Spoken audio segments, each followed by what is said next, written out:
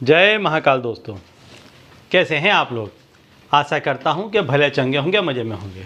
दोस्तों, आज वसंत पंचमी है।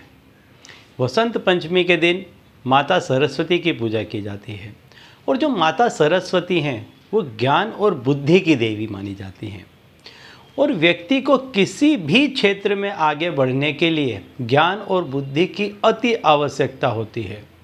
चाहे आप स्टूडेंट हों, पढ़ाई कर रहे हों, चाहे आप नौकरी कर रहे हैं, चाहे आप बिजनेस कर रहे हैं, चाहे आप किसी कला के क्षेत्र में जुड़े हैं या आप किसी शारीरिक कार्य में जुड़े हैं, लेकिन आपको हर किसी कार्य के लिए बुद्धि का होना और ज्ञान का होना अति आवश्यक है। जब ये दो चीज़ें आपकी बलवान होंगी तभी आप जीवन में सफल हो पाएंगे और इसके लिए आपको माता सरस्वती को रिझाना होगा, प्रसन्न करना होगा और उसके लिए आज से अच्छा शुभ दिन कोई भी नहीं है। तो यदि आज आप माता सरस्वती को रिझाने का, उनको प्रसन्न करने का कोई प्रयास करते हैं तो आप देखेंगे कि वो बहुत जल्द आज के दिन प्रसन्न हो जाएंगी और आप जिस किसी भी क्षेत्र से जुड़े हुए हैं उस क्षेत्र में आपको काफ़ी अधिक सफलता मिलेगी। तो आज मैं ऐसा ही एक उपाय आपको बताने जा रहा हूं कि जिसमें माता सरस्वती को आप प्रसन्न कर सकते हैं और अपना मनोवांछित फल आप प्राप्त कर सकते हैं।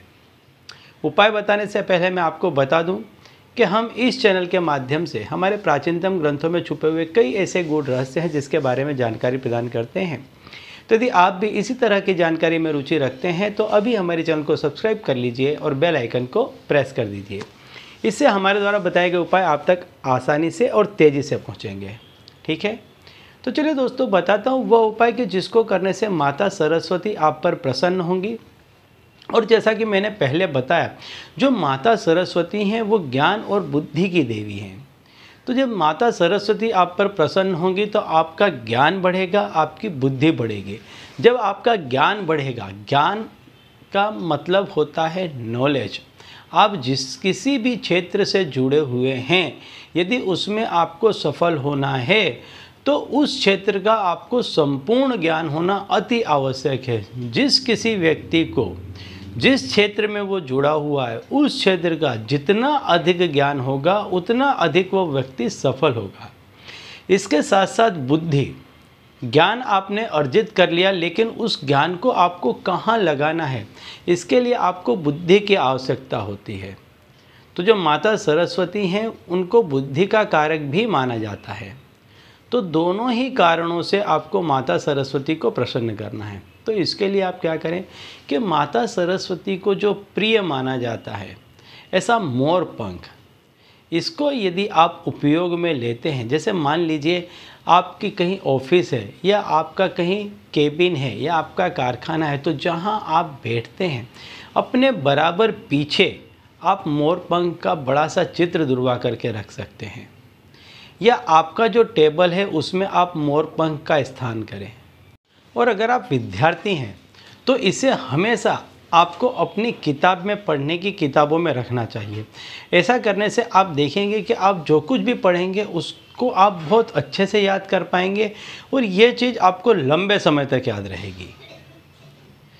यदि आप बिजनेस करते हैं या आप जॉब करते हैं तो इसको किसी भी तरह से या तो पर्स में अपने साथ में रखें या आप बैग रखते हैं बिजनेस का तो उसमें अपने साथ में इसको रखें।